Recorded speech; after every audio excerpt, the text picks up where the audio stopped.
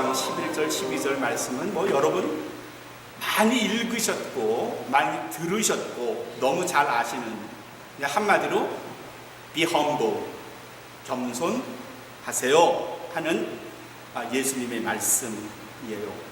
뭐 너무 잘 여러분도 아시기 때문에 굳이 이런 말씀을 가지고 설교를 해야 할까 하는 생각이 들기는 하지만, 그래도 한번 조금 주님의 말씀에 예수님이 우리에게 하신 말씀을 한번 다시 한번 좀 되새김질하면 어떨까 하는 생각이 드네요. 11절에서 예수님이 우리에게 주시는 말씀입니다.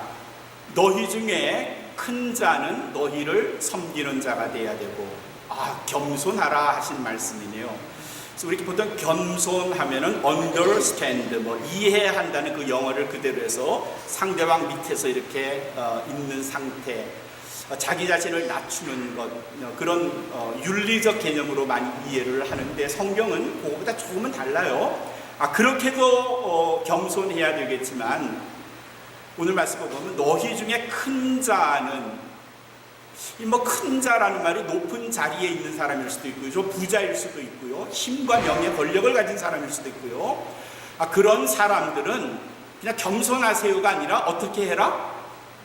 섬기는 자가 되라. To serve others. 다른 사람을 보살펴주고 그에게 서비스를 제공해라. 야, 이거 좀 다르네. 우리가 알고 있는 겸손과는 조금 다르네. 제가 목사 안수를 1994년에 받을 때 제 마음속으로, 나는 남들이 보기에 목사라는 인식을 안 드는, 저 사람 목사야? 이런 생각, 그런 목사가 좀 되고 싶었어요. 죄송합니다. 우리 목사님들도 계신데, 일반적으로 목사하면 가만히 앉으면 그냥 다 교인들이 시중 들고 막 바깥다 주고, 나 그런 목사는 별로 되고 싶지 않았어요. 그냥 어떻게 하면 다른 분에게 힘이 되어주고 손과 발이 되어주고. 어느 날 제가 목회하는 벤츄라 감리교회에 있었을 때 제 생일에 교인들이 따로 나와서 저한테 한 가지 부탁을 하더라고요. 목사님, 한 가지 부탁이 있어요. 뭐죠? 오늘 생일 케이크 자르시고 오늘은 목사님이 그냥 가만히 자리에 앉아서 우리의 서비스를 좀 받으시면 좋겠어요. 그런 적이 있어요. 제 자유로운 손과 발을 통해서 다른 분을 돕고 섬기는 일에 쓰임 받겠다 하는 게 제 생각이었는데, 그 교인들에겐 부담이 됐던 것 같아요. 근데 앉아서 먹는데 역시 부담이 돼요. 가만히 앉아서 먹는 것. 그래서 집에서도 아내가 저녁 준비를 하는 것 같으면 어떻게 하든지 뭐라도 도우려고 같이 부엌으로 가서 나르기도 하고 닦기도 하고 하죠. 겸손은 그냥 앉아 있는 것도 아니고요, 다른 사람 아래에서 있는 것뿐만 아니라, 자기를 낮추는 것뿐만 아니라, you have to do something, 뭔가를 하셔야 해요. 봉사하셔야 되고요, 섬기셔야 돼요. 이게 예수님이 우리에게 하신 말씀이에요. 이보다 앞서 우리가 마태복음 23장을 읽었는데, 마태복음 20장에 요한의 어머니, 야고보의 어머니가 예수님을 찾아왔죠. 그리고 예수님께 부탁했어요. 예수님, 천국에 가시면 내 두 아들을 예수님의 좌우편에 앉게 해주시겠어요? 그러니까 최고의 제자로 삼아달라, 그런 뜻이겠죠. 그 말씀을 들으신 예수님께서 그 유명한 말씀을 하셨어요. 너희 중에 누구든지 큰 자가 되고 싶으면 너희를 섬기는 자야 돼야 되고, 너희 중에 으뜸이 되기를 원한다면 어떻게 해야 된다? 너희 종이 되어야 합니다. 요한이나 야고보나 당신의 아들이 큰 자가 되고 싶다면, 하늘나라에서 나의 좌우편에 앉기를 원한다면 지금부터 남을 섬기는 일에 익숙하게 하세요. 남을 섬기는 일에 열심을 내게 하세요. 예수님이 생각하시고 예수님이 우리에게 가르쳐 주신 겸손은 우리가 관념적으로, 도덕적으로, 윤리적으로 알고 있는 겸손과 조금은 달라요.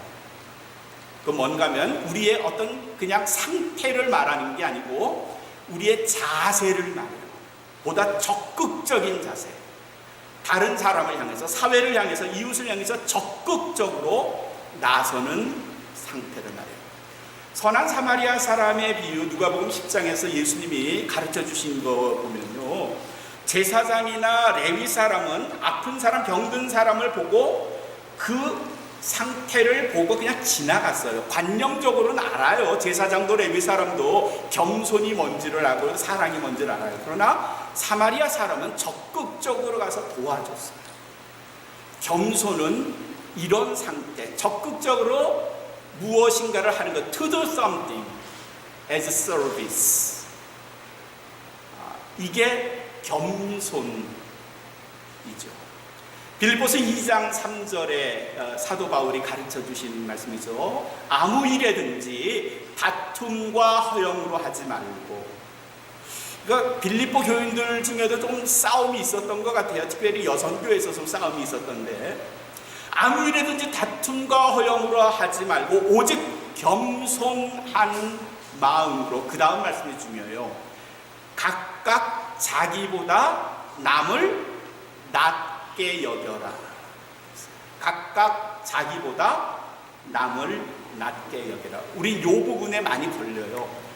나보다 다른 사람을 낮게 여기는 거. 이거 잘 안 돼요. 왜냐하면 저 사람이 뭐 말하는 건 내가 듣기엔 아휴 바보같이 우습네, 그것도 몰라, 이런 생각 가지고 들어요, 많이. 그래서 다른 사람을 인정해 주려 하지 않아요. 그럴 수도 있고요, 내 생각이 옳을 수도 있고 그 사람 생각이 옳을 수도 있는 경우들이 참 많아요. 그렇죠? 야외 예배 어디로 갈까요? 동으로 갈까요? 서로 갈까요? 남으로 북으로 갈까요? 아무 데나 가도 괜찮아요. 뭐 큰 차이는 없어요. 그런데 목숨을 걸고 자기는 북쪽으로 가야 되겠다는 거야. 그리고 그것 때문에 시험에 걸려서 교회 안 나가겠다는 거야. 뭐 그럴 일까지 있어요. 자기보다 남을 낮게 여기는 일에 우리 익숙하지 않아요. 그래서 무슨 회의나 무슨 모임을 가지면 꼭 뒤탈 생겨요. 자기 뜻대로 되지 않으니까 자기하고 비슷한 사람에게 막 전화해가지고 말이야, 뭐 이런 결정을 이렇게 했다. 어쩌자고요? 그래서 어쩌자고요? 아니 그렇게 겸손하지 않으시면 어쩌자고요? 에르버트 슈바이처 박사 여러분이 아시죠? 프랑스 국적의 독일 사람이었어요. 루터교 목사님이셨거든요. 근데 올게를 굉장히 잘 쳐서 바흐 음악의 당대에선 최고였어요. 뿐만 아니라 가난한 사람들에 대한 열정, 연민이 있었고요. 그래서 의학 공부를 해서 의학 박사가 됐어요. 의사예요. 그게 다가 아니고요. 목사가 되면서 신학을 해서 신학 박사이기도 했고요. 철학을 공부해서 철학 박사학위까지 가졌어요. 근데 호련히 어느 날 그가 젊은 시절에 그거 다 팽개치고 아프리카로 갔어요. 서아프리카의 가봉이라고 하는 작은 나라에 가서 그곳의 원주민들, 가난한 사람, 병들고 나약한 사람들을 위해서 봉사했어요. 그 일이 알려졌고요. 1952년 스웨덴에서 할리먼에서 이 에르버트 슈바이처 박사를 당해년도 노벨 평화상 수상자로 선정을 했어요. 기뻤죠. 그래서 에르버트 슈바이처가 자기의 선교 사역을 잠시 접고 고향에, 독일에 갔다가 스웨덴으로 가려고 고향에 갔어요. 고향에 온다는 소식을 듣고 많은 신문 기자들이 모여가지고 에르버트 슈바이처가 탄 기차 여기서 기다렸죠. 앞에 1등 칸, 2등 칸 이렇게 쭉 있는데 사람들이 다 그냥 특실에 가서 짱 하고 기다렸는데 사람들이 다 내리도록 에르버트 슈바이처가 안 내린 거네. 1등 칸 탔나? 1등 칸에도 없고요. 2등 칸에도 없고요. 마지막에 저 3등 칸 허름한 곳에서 에르버트 슈바이처가 내렸어요. 기자들이 죽어라고 뛰어가서 에르버트 슈바이처를 만났어요. 아니 왜 1등 칸, 2등 칸을 안 타시고 여기에 섰죠? 왜 3등 칸을 타셨습니까? 슈바이처가 그랬대요. 껄껄 웃으면서 4등 칸이 없어서 여기 탔죠. 그러면 이어지는 에르버트 슈바이처의 이야기가 유명해요. 1등 칸, 2등 칸에는 굳이 내 도움을 필요로 하는 사람들이 없지요. 내 도움이 필요한 사람은 3등 칸에 있고요. 나는 그들을 위해서 존재합니다. 제가 중학교 때인가 그가 쓴 숲과 원시림 사이에서라는 조그만 책자를 읽고 그 부분에 참 감명을 받았어요. 참 겸손한 분입니다. 독일에만 그런 분이 있는 건 아니고요. 한국에도 있어요. 최명신 장로님, 근데 군인이에요. 별 3개 중장으로 제대했어요. 어릴 때부터 어머님 밑에서 신앙교육을 받았고요. 목사가 되기로 했지만 6.25 사변이 일어났고요. 황해도 출신이었기 때문에 남쪽으로 와서 군인이 돼서 장교가 됐고요. 혁혁한 공을 많이 세웠고요. 점점 계급이 높아가서 베트남 전쟁 때는 사령관으로 베트남까지 가서 진두지휘했고요. 근데 그에게 아주 특이한 점은 그는 늘 사병들하고 같이 밥을 먹어요. 일반 병사들 말이죠. 장군이 일반 병사들하고 같이 병사들 식당에서 밥을 먹고요. 병사들이 쓰는 침대에서 같이 잠을 잤어요. 그쯤 되면 누군가가 쇼지 뭐 그냥 잘난 척 하느라고 그럴 수 있을 것 같아요. 근데 결정적인 건 2013년에 최명진 장군이 돌아가셨어요. 돌아가시면서 그가 남긴 유언이 뭔가 하면 내가 죽거든 나를 사병들과 함께 묻어주세요. 대전국립현충원 장군묘역이 있죠. 중장으로 제기했으니까 그 높은데 넓은데 장군묘역에 그가 묻혀야 하는데 그 최병진 장로님의 유언대로 일반 사병들 묘역에 그분이 안장됐어요. 참 겸손해요. 예수님은 이 겸손을 우리에게 요구했어요. 다른 사람을 위해 봉사하시고요, 섬기세요. 근데 우리 현실적으로 우리에게 이 겸손이 늘 부딪혀요. 이유는 뭔가 하면 내가 겸손하면 언젠가 사람들이 알아주겠지. 그래서 인내가 필요해요. 누군가가 내 겸손을 알아줄 때까지 꾹꾹 눌러 참으며 하고 싶은 말 안 하고요. 늘 낮은 자세로. 그래서 사회에서나 어디 조직에서 별로 드러나지 않은 사람으로 조용히 있어요. 근데 그러려면 인내가 필요해요. 속으로 갔죠. 언젠가 누가 알아주겠지. 죄송합니다. 안 알아줄 수 있는 경우가 훨씬 많아요. 평생 저 사람은 뭐 별 볼 일 없는 사람이 이렇게 다른 사람으로부터 새 평을 받다가 돌아가실 수도 있어요. 그래도 겸손하시겠어요? 남이 안 알아주고 죽을 수 있다는 말이에요. 그래도 겸손해야 되겠어요? 죄송합니다. 성경은 그렇게 써 있어요. 겸손하라고. 그래도 겸손하라. 드리는 말씀은 뭔가 하면 남이 날 알아주지 않더라도 그냥 우리 묵묵히 우리의 길을 가는 거예요. 아까 우리가 예배 때 시작하면서 부른 3번째 찬송, 그냥 묵묵히 주님 나의 가는 이 길 끝에서 은혜의 주님을 만나리라 하는 그런 심정으로 가는 거예요. 나를 못 알아줄 수 있어요. 안 알아줄 수도 있고요. 어떤 사람은 나를 바보스럽다고 생각할 수도 있는데 그래도 그 길 가는 거예요. 왜냐하면 성경이 그렇게 우리에게 말했고 주님이 우리에게 그렇게 말씀하셨기 때문에. 그래서 이렇게 우리가 겸손하려면 인내가 필요해요. 인내하시면서 겸손하세요. 주장질하지 마시고요. 내 주장이 가장 옳은 거야 라고 말하지 마시고요. 그래서 사람들에게 내 주장을 설득시키려고 하지 마시고요. 각각 자기보다 남을 낮게 여기고. 오늘 마태복음 23장 11절은 그런 말씀이에요. 이웃 사람에 대해서 겸손하세요. 교인에 대해서 겸손하세요. 세상에 대해서 겸손하세요. 남을 섬기세요. 근데 12절에도 그 말씀과 아주 유사한 말씀이 있어요. 누구든지 자기를 높이는 자는 낮아지고 누구든지 자기를 낮추는 자는 높아지리라. 똑같은 말씀이네요. 아니요. 똑같지 않아요. 11절과 12절 사이에 중요한 접속 부사가 하나 빠졌는데 그건 뭔가 하면 이 말이에요. 그렇지 않으면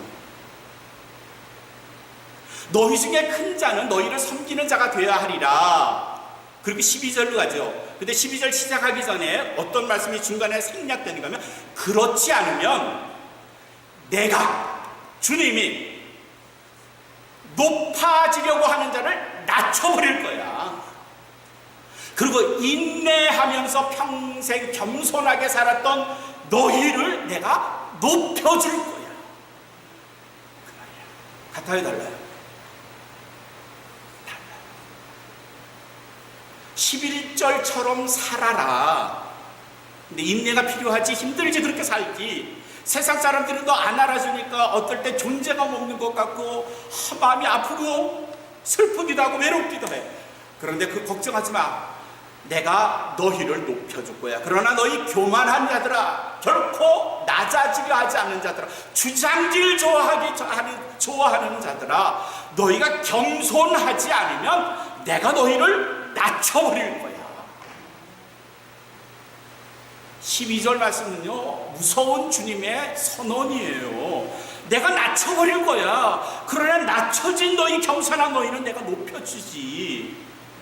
에스겔서 21장 26절 하나님께서 이스라엘 왕, 또 이스라엘 주변에 있는 왕들에게 하시는 말씀이에요. 나 주 여호와가 말하노라. 하나님께서 말씀하시는 거예요. 나 주 여호와가 말하노라. 관을 제하며, 머리에 쓴 면류관, 왕관을 제하며 그걸 벗겨버리라는 말이죠. 그리고 면류관을 벗겨버려라. 너희 왕들이 쓴 그 면류관, 멋지다고 높다고 하는 그 면류관을 벗겨버려라. 벗어버려라. 내가 너희를 두고 보지 못하겠다 그러셨어요. 두고 보지 못하리니 낮은 자를 높이며 높은 자를 낮출 것이니라. 이게 하나님께서 하신 말씀이에요. 너희 왕들아, 귀족들아, 부자야, 권력 있는 자들아, 교만한 자들아, 결코 겸손하지 않는 너희들아, 너희가 계속 그러면 내가 너희의 면류관을 벗겨버릴 거야. 내가 그걸 두고 볼 수가 없어. 그리고 너희를 내가 추락을 시켜버리고 겸손하게 낮아진 자들을 내가 높이리라. 에스겔서 21장 26절에 하나님께서 세상의 권력자들에게, 세상의 교만한 자들에게 하신 말씀이에요. 빌립보서 2장 3절을 아까 읽었는데 2장 5절, 조금 그 뒤에죠. 5절에서 7절까지 사도 바울이 우리에게 이렇게 권면하세요. 너희 안에 이 마음을 품으라. 곧 그리스도 예수의 마음이니 그는 근본 하나님과 본체시나. 하나님과 동일하신 분, 하나님이에요. 하나님. 그는 하나님과 본체시나, 그러나 오히려 자기를 비워뒀대요. 자기를 비우고 종의 형체를 가지고, 하나님이 종의 형체를 가지고 사람들과 같이 되셨고 우리처럼 되셨대요. 누가? 하나님께서 종의 모습이 되신 거예요. 사람들과 같이 되셨고 사람의 모양으로 나타나셨음에 우리와 같이 인카네이션, 사람의 모습을 가지고 나타내셨는 거예요. 자기를 낮추시고 하나님께서 사람의 모양으로 오셨는데 그것도 부족해서 거기서 또 낮추신 거예요. 얼마나 낮추셨을까요? 자기를 낮추시고 죽기까지 복종하셨음에 곧 십자가에 죽으십니다. 하나님과 본체시나, 자기를 비워 종의 형체를 가졌고 이만큼 내려왔고 인간의 모습, 우리와 같은 인간의 모습으로 오셨는데 그것도 부족해서 더 내려가셔서 종이 되십니다. 스스로 자기를 낮춰서 죽기까지 복종하셨어요. 오늘 말씀 마태복음 23장 12절의 말씀은요, 너희 중에 자기 스스로 높아지려는 자는 내가 낮추고 너희 중에 자기를 낮추는 자는 내가 높이리라 하는 말씀은 하나님께서 적극적으로 우리의 겸손에 대해서 반응하시겠다는 것, 우리의 교만에 대해서 하나님께서 심판하시겠다는 것. 11절은 사람에 대해서 겸손해야 하지만 12절은 하나님에 대해서도 겸손하라는 말씀이에요. 하나님에 대한 겸손은 뭘까요? 내가 하나님 앞에서 죄인이라는 것, 피조물이라는 걸 인정하는, 그게 겸손함이에요. 그리고 종의 모습으로 이 땅에 스스로 죽기까지 낮아지신 그리스도를 영접하는, 그게 겸손이에요. 그리스도인의 겸손이 세상이 말하는 겸손과 다른 차이가 여기에 있어요.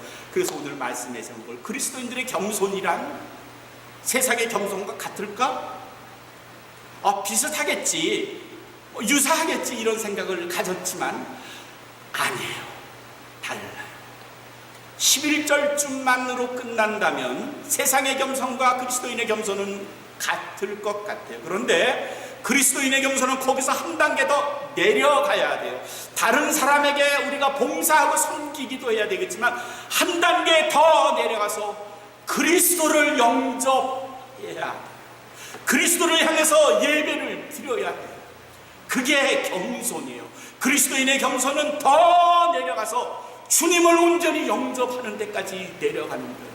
주님을 영접하려면요, 나를 버리는 거예요. 내가 없는 거예요. 나는 죄인일 수밖에 없는 거예요. 유구무원인 거예요. 말할 거리가 없어요. 죄로 가득한 내가 주님 앞에서 변명거리조차 없어요.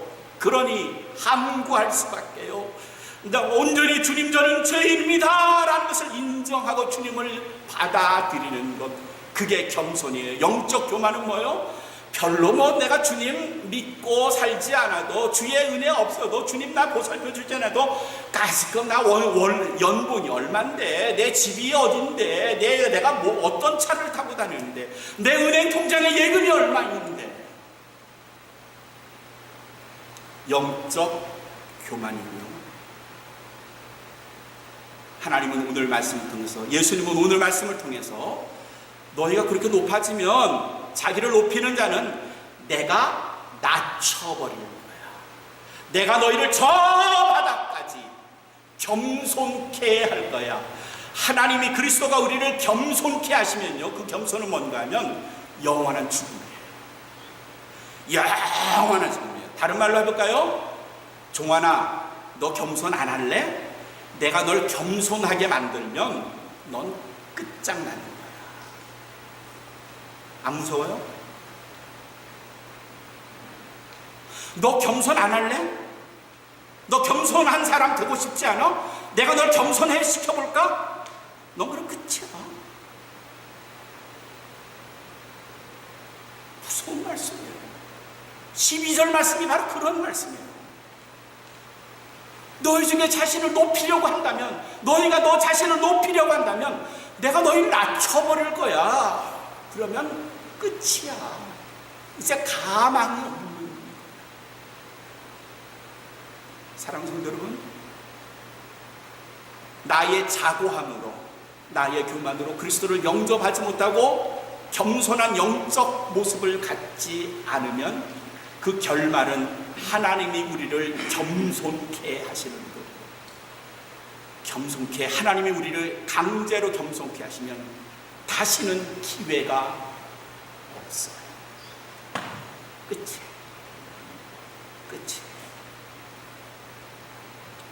영국 스코틀랜드 저 북쪽의 에딘버그 대학의 의대 교수입니다. 제임스 심슨이라는 교수가 19세기 중엽에 그가 산부인과 의사로, 그리고 교수로 학생들을 가르치고 진료를 했어요. 당시만 해도요, 많은 환자들에게 수술을 할 때, 예를 들어 다리를 절단해야 될 때, 아니면 임산부들에게 뭐죠? 뭐라 그러죠 이거? 시세션을 뭐라 그러죠? 제왕절개를 할 때 마취 없이 했었어요. 그냥 술을 먹이기도 해서 그냥 맨살을 찌는 거예요. 어느 날 이 제임스 심슨 교수가 성경을 읽다가 창세기 22장 21절을 읽게 됐어요. 하나님께서 하와를 만드실 때 아담을 잠들게 하사 하는 그 부분을 봤죠. 하나님이 인간을 잠들게 했다. 인간이 잠들면 수술을 받아도 아프지 않을 텐데. 그래서 사람이 수술을 받아도 아프지 않는 물질을 개발하게 됐는데 1847년에 마침내 클로로포름이라고 하는 마취제를 발견했어요. 그래가지고 영국 왕실에 왕비가 왕자를 낳을 때도 이 의사 제임스가 심슨이 가서 마취를 해서 아프지 않게 낳기 때문에 영국에서는 Sir이라는 경이라는 호칭을 받기도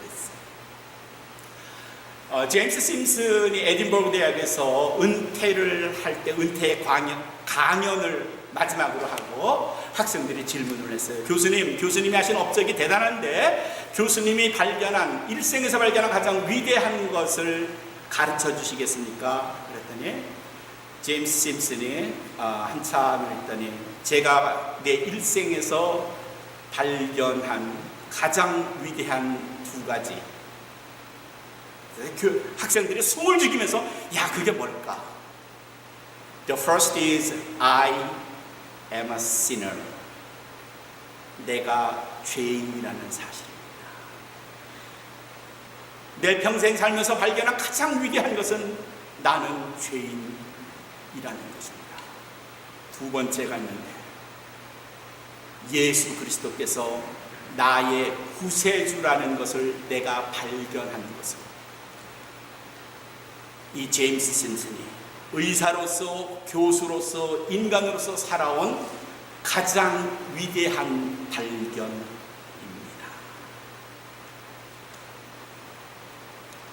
예수님이 우리에게 왜 겸손하라 하셨을까요? 우리는 세 가지 이유를 생각해야 됩니다.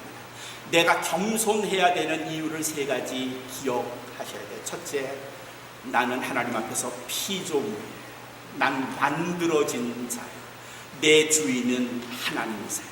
그 사실 잊어버리시면 나는 겸손해질 수 없습니다. 두 번째, 나는 죄인이라는 사실이에요. 죄인이 머리를 꼿꼿이 들고 다닐 수가 없습니다. 하나님 앞에서, 그리스도 앞에서, 십자가 앞에서 우리는 죄인일 수밖에 없습니다. 그러니 겸손해져야죠. 세 번째 이유가 있습니다. 난 하나님의 은혜 아니면 살 수가 없습니다. 당신이 내게 은혜를 주시지 않으면 난 살 수가 없습니다. 그러니 겸손해져야죠. 저나 여러분이 겸손해야 되는 이유, 피조물이고요, 죄인이고요, 은혜를 받아야 사는 사람들, 이제는 하나님 앞에서 겸손해지셔서 겸손한 마음으로 다른 사람을 인정하고 봉사하고 헌신하고 섬기실 뿐 아니라 예수 그리스도 그분 안에서 십자가 밑에 납자 엎드려 겸손한 태도로 우리의 신앙, 우리의 마음이 하나님께로 전달될 수 있는 온 마음의 모든